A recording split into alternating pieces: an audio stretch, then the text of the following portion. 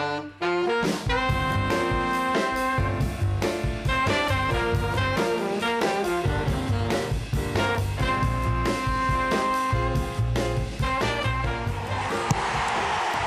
and welcome to a brand new series of Reading Aloud, the programme about books and authors full of inspirational ideas for the children you teach. Well, we're kicking off this series here at the Hawthorns, the home of West Bromwich Albion. And why is a dyed-in-the-wool Arsenal fan standing here? Because this club, along with many others throughout the country, are doing some pretty remarkable work in encouraging children to read. More on that later. But first, here's a look at what's coming up in the rest of the show. A bizarre bird hunt at the Baggies ground encourages reading. Best-selling author Anthony Horowitz reveals a publishing exclusive. This is a new Diamond Brothers book. Even my publishers don't know I'm writing it. While his schoolboy super spy inspires dramatic literacy work. And there are more spies, lies and secrets with Michael Frayn.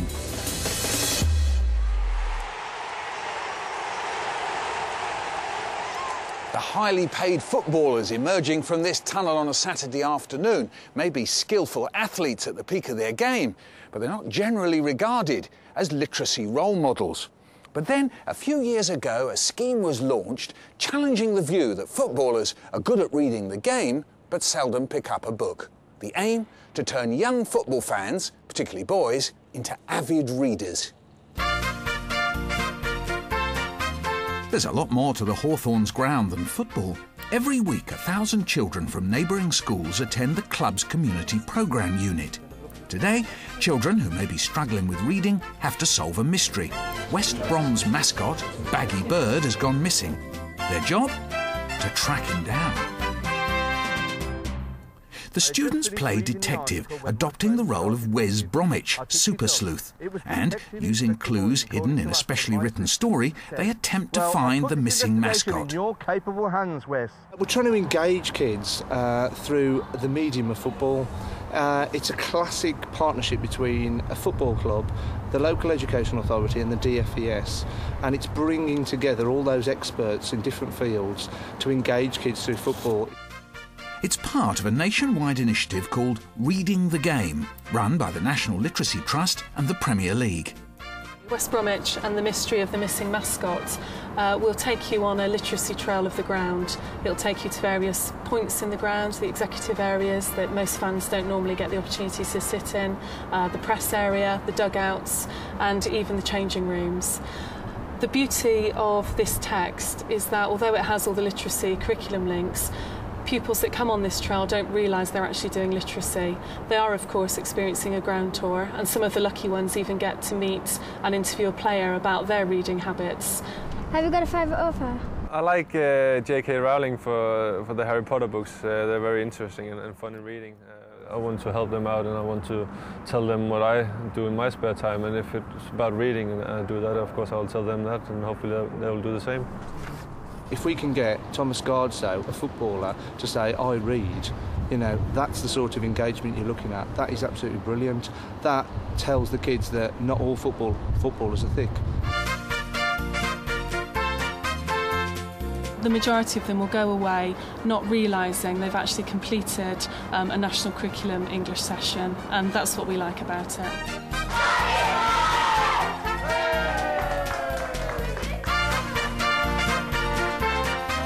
Baggy Bird doing a sterling job here at the Hawthorns. Now you've lit the reading fuse. What books are available for use in the classroom? Well, award-winning author Anthony Horowitz has discovered that there's a huge appetite for his stories about Alex Ryder, a schoolboy super spy. Matters of national security are rarely witnessed here, but today, spooks, spies and MI6 have invaded the Black Country. As a best-selling author goes on a mission to sign 500 copies of his massively popular spy and horror books in less than an hour. There we go, for you.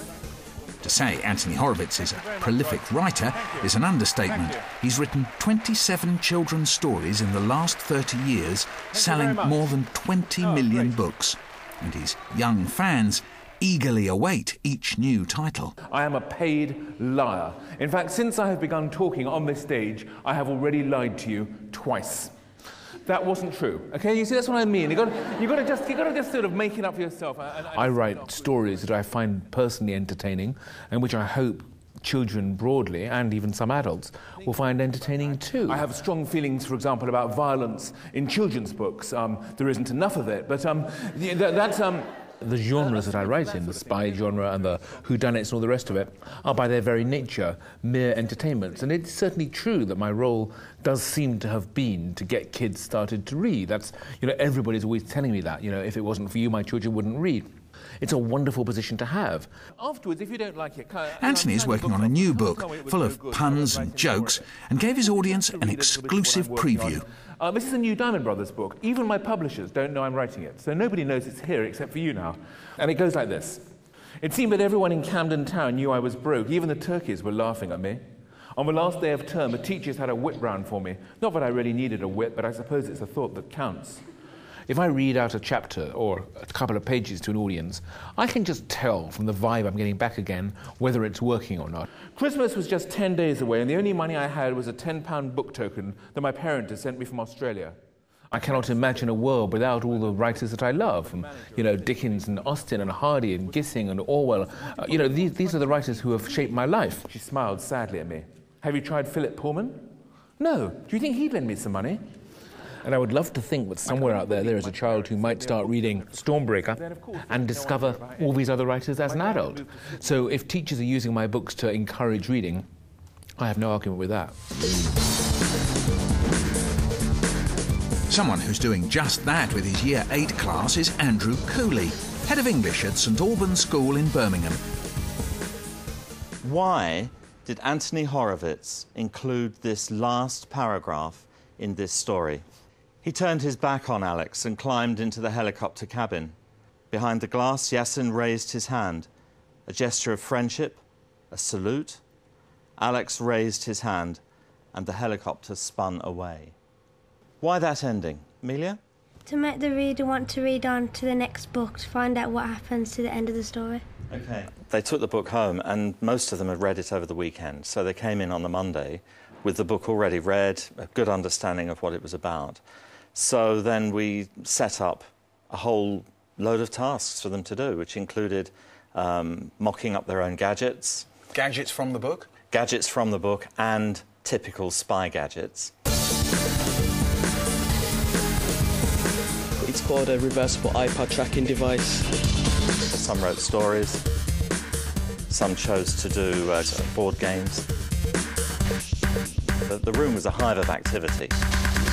Did he set up any kind of rivalry between Ryder and Bond? Oh, yes. We had two of the boys decided that they wanted to do a Bond versus Ryder face-off. The name's Bond. James Bond, 007. My name's Alex Ryder. Please, just call me Alex. I've been all over the world. I didn't give them Ian Fleming's books, but they knew the stories from the films and they knew where the characteristics came from. They knew where the similarities were, and they were able to make those sorts of comparisons. And those are exactly the sorts of things they need to be able to do according to the frameworks in the curriculum. I agree. I must go. I have homework to catch up on.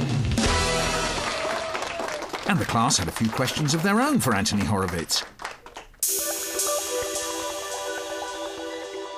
Well, there will certainly be a 7th Alex Ryder book. At the moment, I don't have a plot, I don't have a title, I don't have any characters, and I don't have a setting. But otherwise, it's going very well.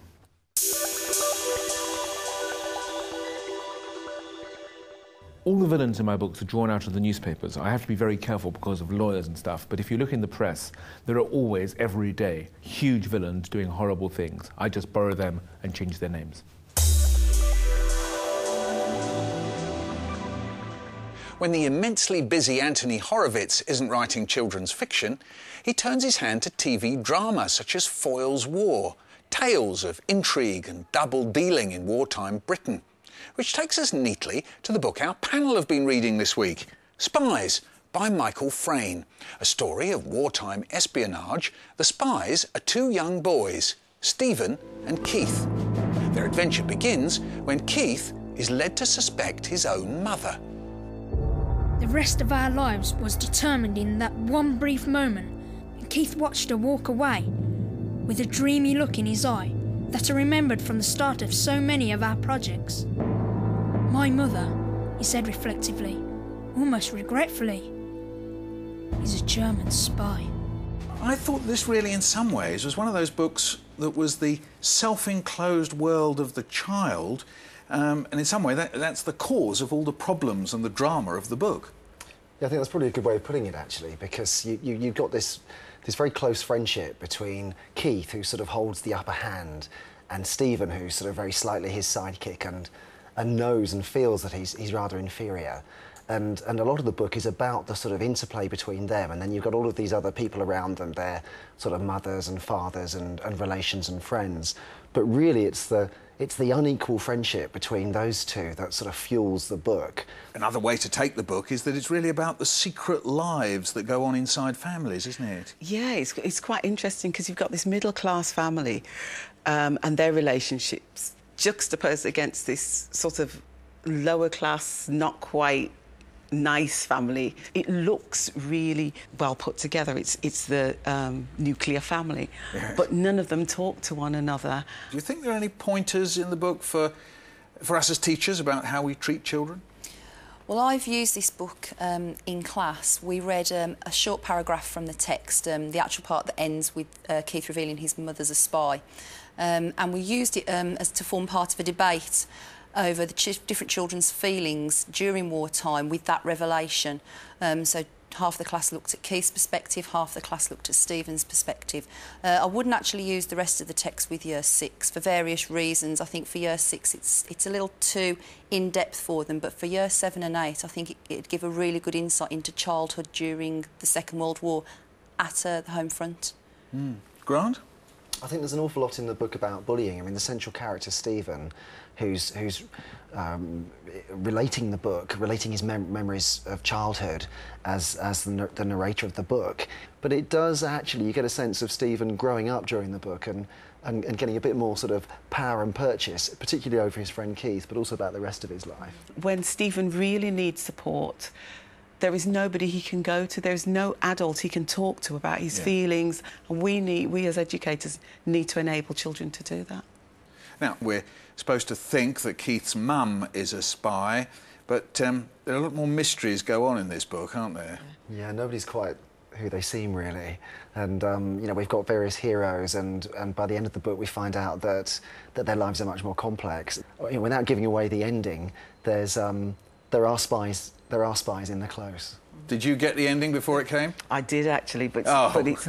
I'd worked it out from just one phrase in the book, which made me think, but it's a brilliant twist. It's an absolute brilliant twist. Yeah, I think the author manages to hide it very, very well, so that you're concentrating so much on the boys and the mother and the family that you actually sort of skip over that evidence. So it's a very, very good twist.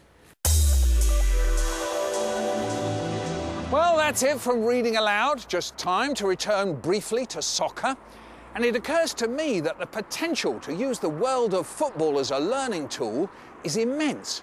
Just think of the fun that can be had with those daft grammar and nonsense comments that players, commentators and managers find so easy to let slip. I'll leave you with one of my favourites, credited to the great Terry Venables.